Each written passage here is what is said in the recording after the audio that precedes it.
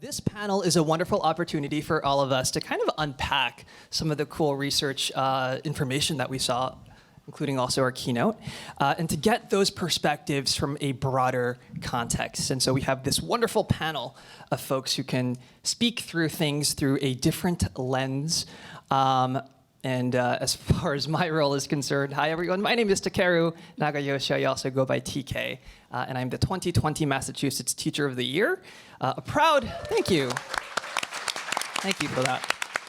I'm not used to like real-time reaction, just seeing chats kind of populate things. But I'm also a proud BU Wheelock alum, class of 2015, and a former classroom teacher who has a lot of thoughts on the state of the teacher and educator workforce as well. So I'm really excited to ask some questions and get a sense of what folks are thinking of.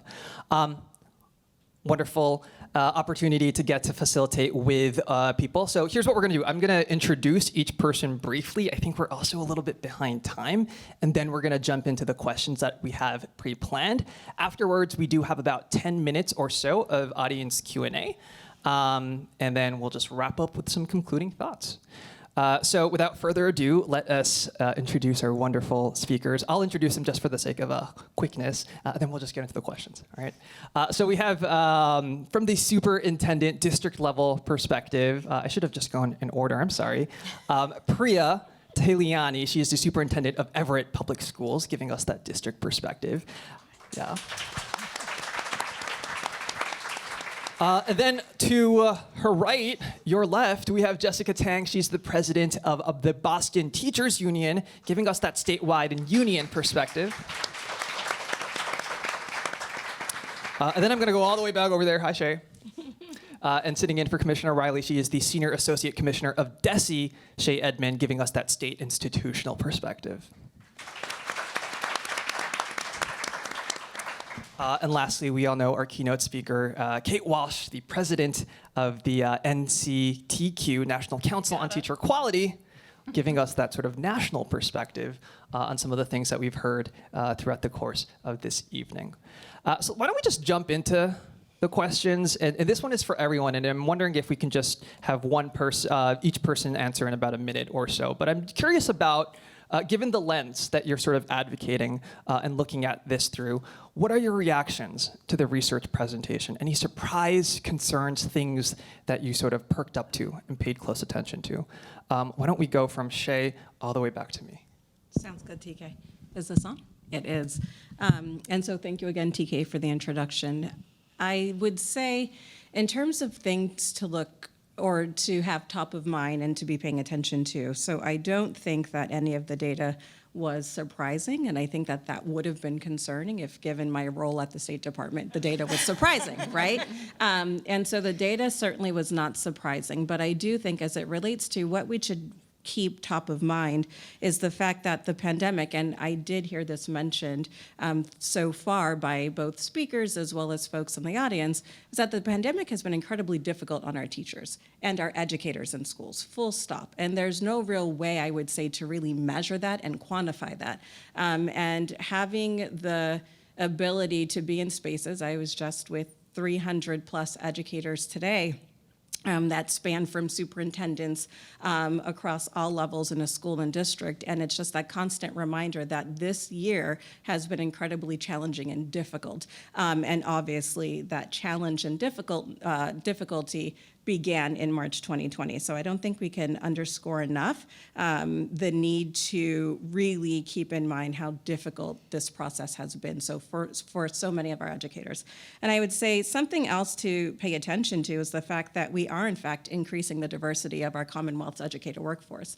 As many of you may know, the commissioner and our Department of Education has really identified and prioritized diversifying our Commonwealth's educator workforce while also creating a more culturally responsive educator workforce. Those things are not mutually exclusive, they're not one and the same. And so recognizing that these are two different priorities that we have essentially merged into one means that when we see at the state level that there's promising data, there's data that's showing we are in fact at least going in the right direction, It's small gains, but gains nonetheless, as one of our board members has said publicly recently. And so I do think, again, identifying the fact that the pandemic's been a challenge and the fact that we are in fact making improvements in ed diversification are two areas that we as a Commonwealth should collectively continue to pay attention to. So the turnover among early career teachers was actually especially alarming to me. Not the data actually even from the last 2 years I would have expected that. The data that was really surprising to me was how that has been an issue, such a prevalent issue for so many years, and it did make me question how we are supporting our new teachers when they come in to make sure they don't immediately leave the classroom. They don't want to transition out. They do feel valued and they feel like they're making an impact. And that we are really also diving into the data on why they're leaving. My suspicion is that they do need greater support. And to Shay's point about there being more diversity in our incoming hires, especially those with emergency licenses, I've been thinking even more about then what does that mean as far as the support that we're providing these diverse educators so that we can keep them, we can retain them, because hiring is just the first portion of this, but retention takes an entirely different kind of strategy set in order to make sure that we're capitalizing on this amazing opportunity and keeping these educators with us. So I had a couple, noticings that surprised me a little bit. One was that the white educators were leaving disproportionately. That kind of surprised me a little bit. And then the second one was actually still the lack of educators of color in predominantly white student districts. And I find that concerning because actually all students, even not just students of color, benefit from having educators of color. So that was concerning to me too. But otherwise, a lot of the data was pretty consistent with what I had been hearing and understanding and learning. And I have been taking very close look at these issues because the American Federation of Teachers did launch actually a teacher shortage and school staff shortage task force, which I've been a part of. And so we've been delving really into the weeds across the nation about looking into this issue, and had an AFT poll that we've also been dissecting, as did the NEA. And so, so the concern still of the future is a big one to me. The NEA poll, for example, said that 55% of educators were thinking about leaving earlier than they had originally planned to. And so I don't think that we've seen the end of this yet. And this needs to be a really, I think, important issue that we continue to find solutions to.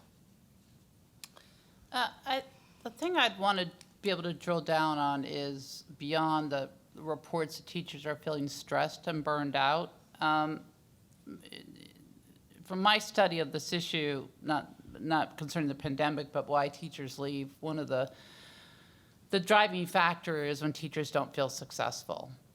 And when teachers don't feel like they're meeting their kids, their students' needs, that is a more powerful motivation to give up on teaching than anything else that they might be experiencing. So what I would really urge the state and y'all to keep looking at is go beyond the stress and burnout adjectives and really examine the impact on teachers' lives from having children come into their 5th grade classroom. Some of them can't read yet because of COVID. Some of them barely reading yet because of COVID. And I think teaching children before the pandemic was a hard enough task, but now we're faced with classrooms where kids have very many different skill levels on the most basic functions of what they need to be able to do every day. So if anything, that to me, I think is the number one concern is teachers leave because when they're not feeling like they're good at their jobs, and COVID may exacerbate that tremendously. Thank you for that. Right. I think a wonder that I had was, is it comparable to other professions in terms of the exits that we're seeing? And if we were to compare the trends, either uptick or downtick, is it Are there any other historical events, right, that might have indicated a similar blip or trajectory? But let's go into more specific targeted questions for our panelists. And Shay, this first question is for you, and it's about the two, I think, related findings from the research presentation that I'd be curious to hear your reactions to. So one, there was this idea that novice and perhaps less prepared teachers in the workforce, right, is what we're seeing because of the emergency licensures. And number two, on top of that, there's this trend, right, that Priya also mentioned about early career teachers leaving at unprecedented levels. And so I guess from like a state perspective, what do you think the policy and resource implications of those two related realities are? Yeah, thanks, DK, for that question. And I'd say a few things, right? So as it relates to our teachers who are working under emergency licenses, the department has invested a significant amount of money, and we will continue to do so in terms of ensuring that our teachers working under emergency licenses, who are licensed for all intents and purposes, and are currently in our pipeline, remain in our pipeline while also getting the support that we know that they need, right? Because ultimately, what we want to ensure is that our students that need the most, the students who have been historically underserved in this Commonwealth, the students who have been traditionally marginalized, are the students that need to be in front of teachers who are adequately prepared to serve them. And so from the state's perspectives, there's no daylight between those two things. And so recognizing that under the emergency licenses, we need to ensure that we are equipping our teachers with the skills and tools that they need to be successful, to meet the needs of the students, again, that I've noted, who need the most. And so we have invested in MTEL preparation and support, and so that looks like it looks different in a number of different ways. And so we have provided, through a contract with an organization, we have provided MTEL preparation testing vouchers for a number of MTEL test subjects, such that our teachers working under emergency license, which the data shows, are, I would say, by and large, individuals of color. We know what the barriers are that relates to individuals of color seeking to enter the teaching profession, right? Because those barriers around the finances were the same barriers that were prevalent for individuals of color to obtain a baccalaureate degree, which is what you need to be able to, right, get a license. And so recognizing the historical barriers at play, we have developed systems that, again, don't address all of it, but do provide some sort of financial relief and support to our educators such that they do not have to pay for MTEL preparation. This is not for all of our educators under emergency license, but this is some support that we are in fact providing to some. In addition to providing MTEL preparation support such that folks don't have to pay for MTEL preparation, we also provide MTEL examination vouchers, right? Again, looking back at what are some of the barriers, structural barriers that have existed way before the pandemic that have prevented folks of color from entering the teaching profession? When you go back to the finance piece, we understand that for the MTEL, and based upon our Massachusetts data, we know that candidates of color oftentimes have to take the MTEL test or retake it, right, at higher rates than their white peers. And so what does that mean for someone who doesn't have access to financial capital? That means that they're shut out of the profession. And so what we've done at the state level is provide some relief, again, to some, not to all, of our teachers working under emergency licenses such that they do not have to pay, as well as provisional license educators, such that they do not have to pay for the examination to take the MTEL course, particularly when we know that sometimes the cost of having to retake it is just insurmountable for folks. And so those are just some of the investments that we've made to ensure that our educators working under an emergency license are getting the supports that they need. There's more supports that we'll be rolling out with more announcements to come in the coming weeks and months, but this is certainly something that's top of mind for the department as well as our commissioner, because again, these teachers are in our workforce, and to Priya's good point, we need to keep them in the pipeline. And so we don't want to lose the very folks that we've been able to get in. And so that's one piece. And so the other piece that I want to speak to is the early career. And it's similar to what Priya said before. What the data continues to tell us, again, I'll go back to the pandemic has been challenging. And again, I think the fact that I just left a space with 300 educators who spoke about it for 2.5 hours and talked about the myriad of ways that this year has been challenging, it would be almost remiss of me if I did not continue to elevate that here. And so it's been a really difficult time. And so for our early career teachers, the data shows us that we need to continue to provide supports to our educators. We need to continue to think about ways in which the state can be more of a partner and provide more support to our novice teachers. We need to continue to think about how do we partner with our school districts such that there are mentorship opportunities beyond that first year of teaching. We've heard from districts across the Commonwealth that are doing some innovative things. They're piloting innovative ways to keep their teachers within their classrooms, again, in that band where they're in their early careers. And so the data continued to validate, I think, what many of us already know to be true. We need to provide more supports to folks. And through the pandemic, support now looks more than just how do we provide instructional support? How do we provide resources to folks? How do we show them where the latest, greatest toolkit is that can help them do everything? If they just follow this one pager to a T, then everything will be solved, right? And so beyond, and that was tongue in cheek, but beyond providing all of the traditional resources that we typically do and that we hope our educators are able to tap into, we've also invested significantly in the mental health support of our educators because it's been very challenging. And so, there's a lot of room to grow, I think, as a Commonwealth in this space, because I think the burden should be shared by many, not just a select few. And so I think we as a community need to continue to be innovative around what does it mean to support our early career educators, and recognizing that it will look different building to building, district to district. Thanks so much for that. Priya, as a district leader, right, often who has to interpret, right, or operationalize a lot of what DESE says, curious to hear a quick reaction to some of what Shay just shared. We've actually been really grateful for a lot of the flexibilities and supports that DESE has provided this past year. I don't know what we would have done from without the emergency license this past year. It was incredibly difficult, even with the emergency licenses, to staff classrooms. And then also for a lot of the supports that they are unable to provide for all, we've actually been using our ESSER dollars to make sure we can provide them for all. So districts are trying to take that step of extending that support to all of our educators because we do see the benefit of some of those programs and those investments. Thanks for that. So let's stay on this emergency licensure point. And Jessica, this next question is for you. And I think even in Kate's keynote, these tensions were sort of grappled. But as a policy, we implement them because we want to avoid this choke point in the teacher pipeline. But then there's this trade-off, right? That it might be allowing those with less training or preparation in front of our students, which seems, I think, counter to the union's interest in elevating, professionalizing the teaching profession.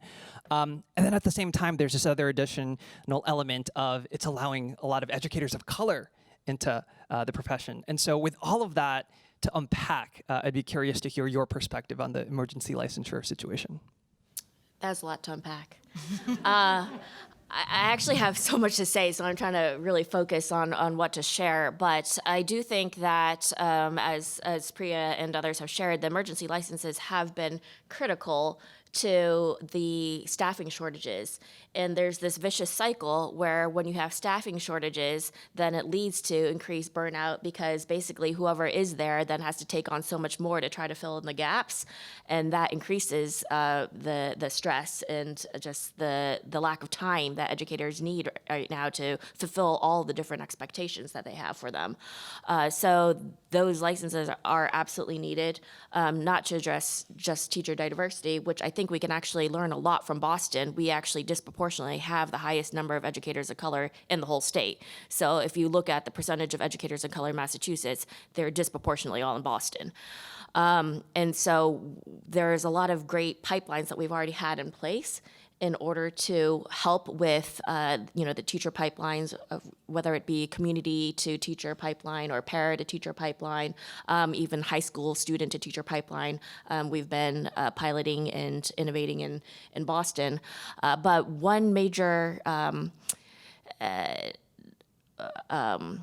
tool too is is thinking about the residencies. How do we not just have the emergency waivers for the short term, but thinking longer term, again, not just those programs and pipelines I mentioned, but the teacher preparation piece.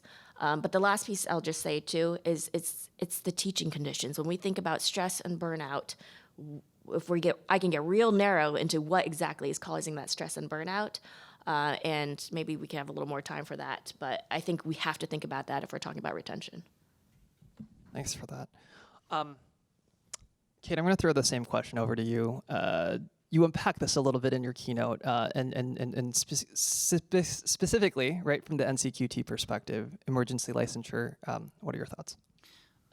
Every state has it. Every state needs to use it. I mean, it's a provision in every state statute that they have an ability to put teachers in the classroom when they need to have somebody in the classroom. I mean, it's the appropriate response to a shortage like this, rather than a state, as many states have done, which have just said, we're not going to have any more requirements to become a teacher.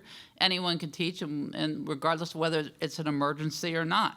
So I think Massachusetts has done the right thing. I'd like to see if it believes in the power and efficacy of its licensure system, that it should reduce the number of emergency certified teachers as quickly as possible.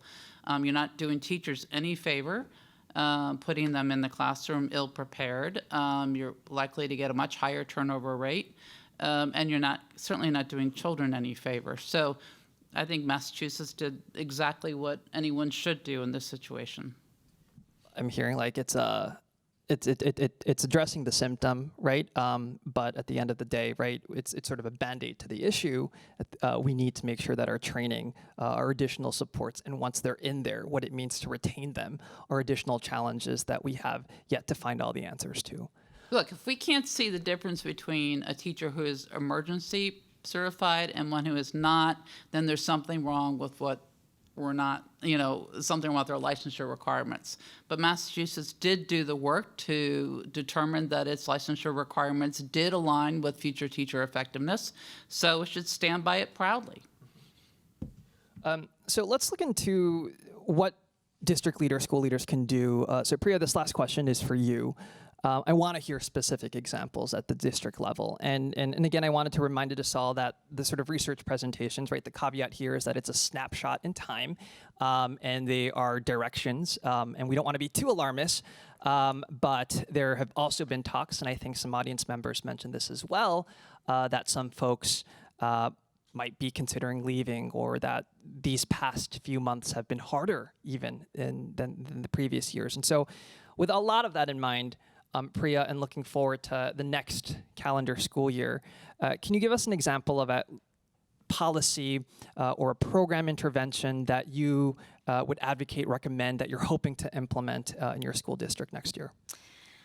Absolutely. So we have spent a lot of this year, and we do want to continue this into next year, figuring out how to better support all of our educators. So anybody coming into the district, so we've even created mentorship programs for our substitutes. So instead of just having them for our new teachers, we have them for our substitutes. We have them for our paraprofessionals.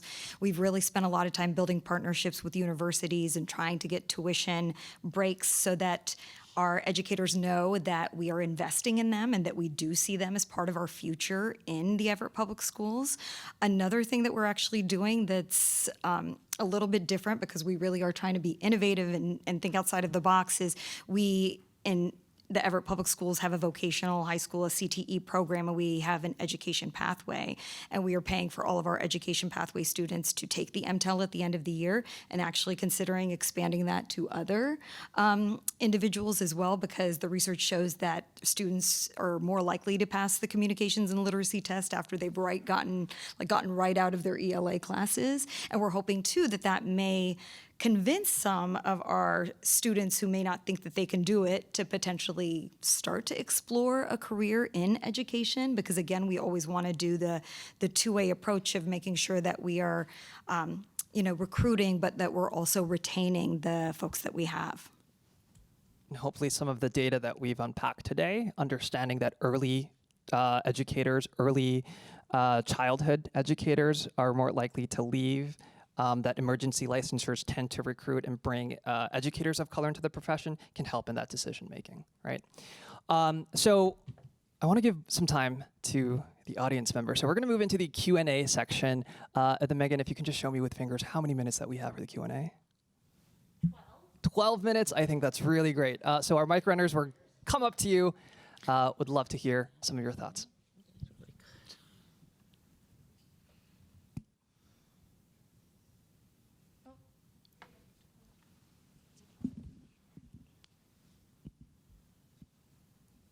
Hi, thank you everyone for taking the time today to be on a panel. This has been great. One of the things that I'm wondering about when we talk about expanding the diverse teacher workforce, how that includes educators with disabilities and what we can do to provide supports and access while also recognizing that that's an important component for students to see.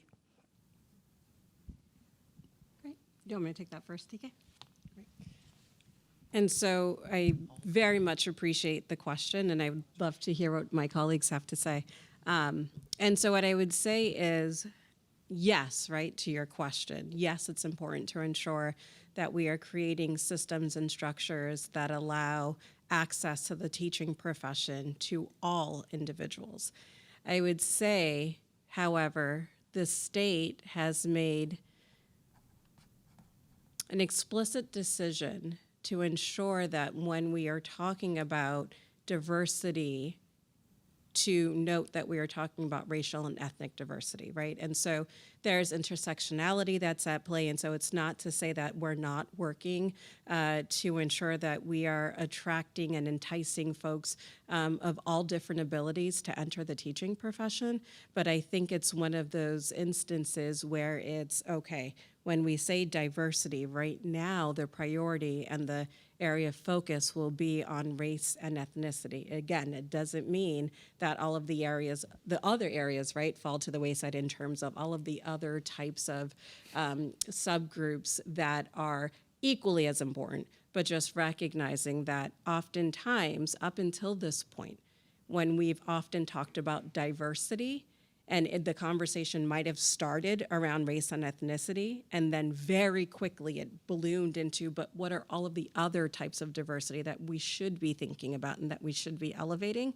From our commissioner's direction, it's trying to hold both things at once, right? Recognizing diversity in all of its forms is incredibly important, but also then recognizing that strategically, we're gonna kind of put a stake in the ground and say that diversity in all of its forms matter. And for right now in this moment, we're going to have an explicit focus on race and ethnicity. And so I think that as we engage, or rather as we continue to engage in our processes to recruit and retain a more diverse educator workforce, the many myriads of diversity shows up in many of its forms. We've heard oftentimes from educators of color who also represent the LGBTQ plus community, and thinking about how do we actively incorporate those elements into our outreach, into our recruitment. And so I would say, again, all manners of diversity are incredibly important, but recognizing that the state, DESE, has really kind of isolated race and ethnicity as its central focus. And I'm happy to turn it to others. Anyone else want to answer the question? I'll just say briefly, I think, one, this came up particularly for our schools that serve specific populations. So, for example, the Horace Mann School for the Deaf and Hard of Hearing, we had a lot of issues in terms of being able to figure out adequate staffing for that school because there are specific needs, for example, fluency in ASL. And so I do think that should be considered. And then second, the need for bilingual educators is something I think we need to be thinking a little bit more. I know that's not exactly the question here, but I think the reason I thought of that is because I do think we have to look at the MTEL. I don't know that the MTEL is the best indicator of teacher quality. And so, for example, 2 of the Massachusetts Educators of the Year finalists, I know were 2 educators of color who really struggled with the MTEL, and they'll share that story. Yet here they are as finalists as Mass Educators of the Year. And so we do a lot of support for our educators of color who we want to retain specifically to pass those MTELs. And really quickly, one last little barrier too is when districts in the name of whatever policy decide that one educator needs more than one license, and then that ends up pushing out a lot of educators too, especially educators of color who then have to struggle to pass another test. And so we don't think that just adding licenses and passing tests is the best way to provide the needs of our students. Hi, a couple of panelists mentioned the difficulties facing teachers today in terms of the, challenges with preparation and content in their classes. I'm just curious if there's any shifts in resources that are being directed toward planning time for teachers at the district or state level, and if not, will there be? Is there movement in this regard? I'd like to hear that. I can say I wish there were. This is something we've advocated in our negotiations and contracts, is not just for more guidance counselors, social workers, librarians, et cetera, but also for more specialist teachers, arts, phys ed, et cetera. A lot of these types of opportunities are what draws students to be in school in the first place. So, that's the reason they should be there, period. But the other reason is that it allows actually for more planning time, because if you don't have the specialist teachers that are able then to schedule in times for teachers to plan together, then you don't have that. So it goes hand in hand. So that's why we advocate for that as well.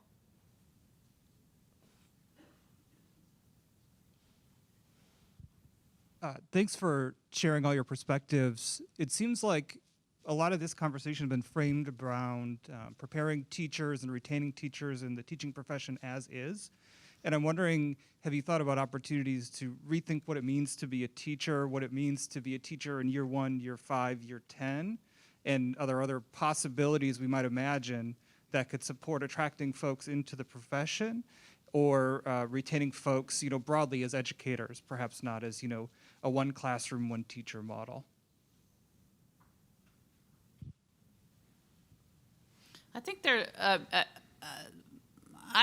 I personally have been a little disappointed that the opportunities of a crisis like COVID have not led to more innovation in how we structure the classroom.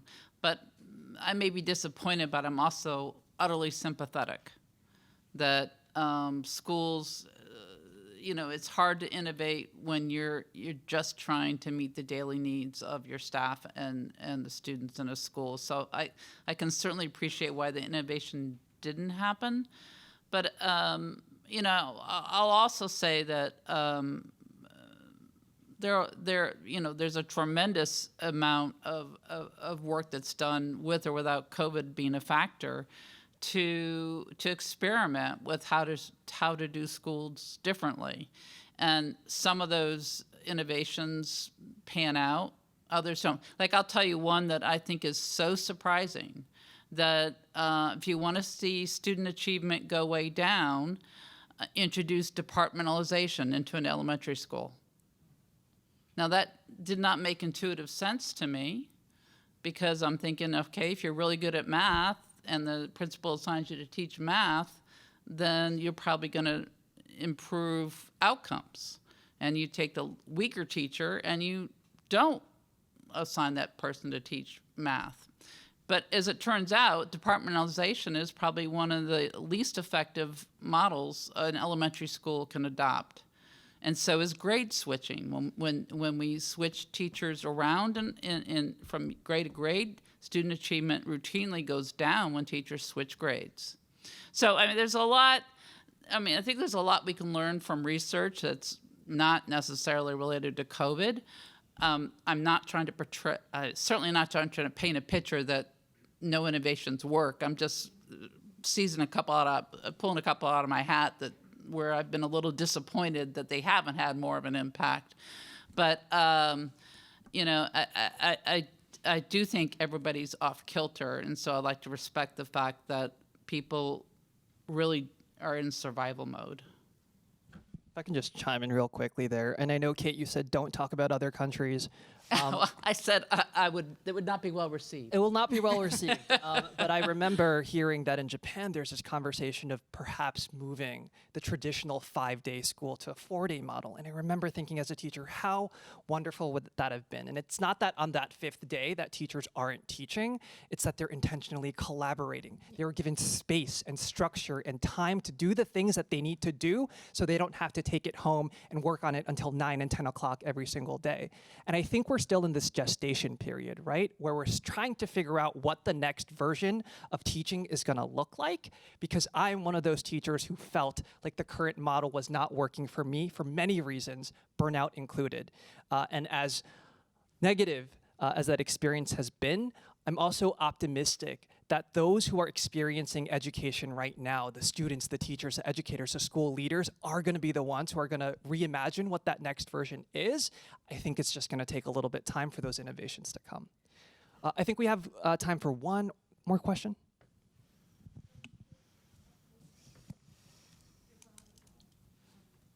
Okay, the question I have is, would it be helpful to look at schools as communities and look for support inside the schools instead of looking at teachers like in little bubbles?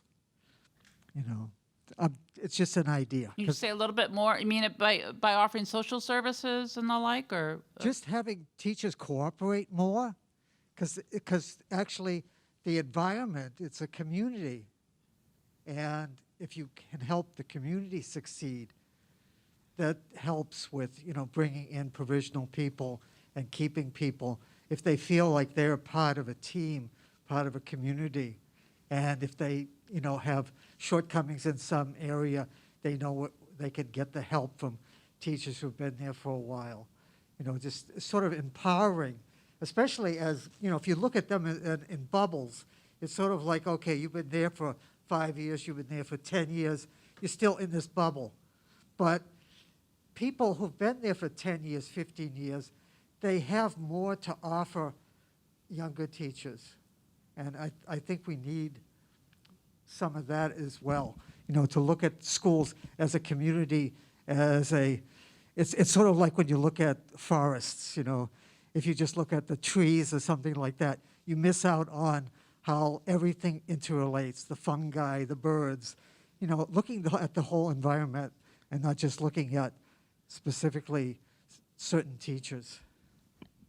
Can I just quickly respond and say, I think that the collaborative nature that you're talking about has to be cultivated and supported by a district. And that's why I think policies like merit pay were so disastrous, because it actually disincentivized working together and helping each other. But this goes back to the planning question, and also I think what TK mentioned, like in Japan, they do the lesson studies. Teachers here in the US spend so much more time in front of their students and very little time compared to other countries actually planning and working together and collaborating.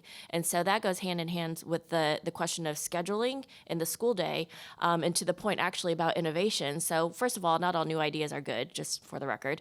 But second, you know, in our last contract, we had actually just negotiated a pilot of doing creative schedules, and we never got to it because of the pandemic. We were absolutely in triage mode and just trying to figure out how to get food to students, computers, Wi-Fi technology. And this is where I think why we are so adamant about having wraparound supports and the community hub schools model is that teachers were tech support, social workers, guidance counselors, academic instructors, all in one in the pandemic. And if we had adequate staffing, it wouldn't have been like that. And they would have been able to focus more on the academic instruction and planning, et cetera.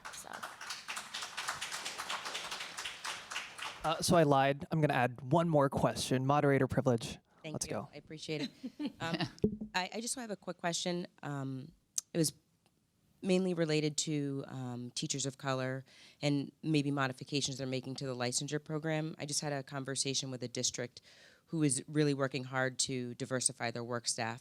I don't know how the community got knowledge of the struggles of teachers of educators getting licensure, but the belief is that they're dumbing down for people of color. So how do you message that? How does a superintendent or a principal or anybody message that to their community, that when we're accepting more diversity, we're not dumbing down the level of education that we're providing our students? So if you could just share any insight that you have with that. And I'm super excited to see you, Priya. Priya and I were teachers together way back when at the Edwards. Do you want Priya to take it first? Thank you. I mean, I think you just have to say that. When these things kind of come up, you have to confront them head on, make sure that those perceptions are squashed immediately. And I think to the points that have been made earlier here in Massachusetts, I actually don't think that we have lowered our standards. If anything, I think we're doing what we do for our students, which is just providing additional scaffolds, additional supports in order to make sure that all of our educators are successful. So Megan, how much time do we have left? Okay, because that is a question, right? And along it's just embedded within that question and embedded within the language that is used around providing alternative pathways to provide more equitable access is immediately then coupled with dumbing down or lowering standards. And that in and of itself is a forum that I would love to be a part of. But for the purposes of the very limited time that we have together, I would say that as it relates to the MTEL alternative assessment pilot that we do, that we're currently implementing in the Commonwealth, that was approved by our Board of Elementary and Secondary Education to pilot and run, spearheaded alongside myself and Megan and Heather Pesky sitting in the audience, and many other colleagues at DESE. There was tremendous time and attention and thought paid to the messaging, right? And so because we definitely wanted to get ahead of any narrative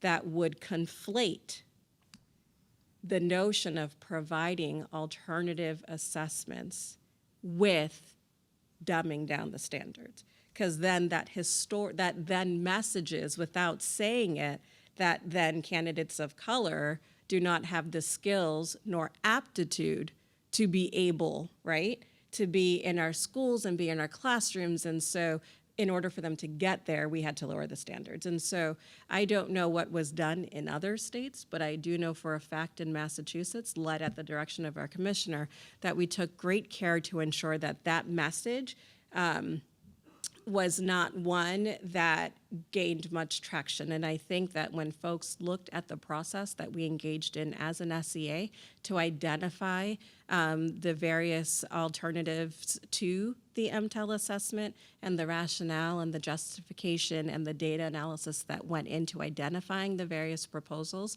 that then led to a positive vote by our Board of Education, I think that that really served us well in terms of making sure, at least in this Commonwealth, that that's not the running narrative. And so thank you for your question, and we can talk more after this. And we definitely will have time to talk more. The night is still young, and we do have a networking session after the session that we have after this. It is 6:15 right now, so if you can all join me by giving a round of applause to this wonderful panel.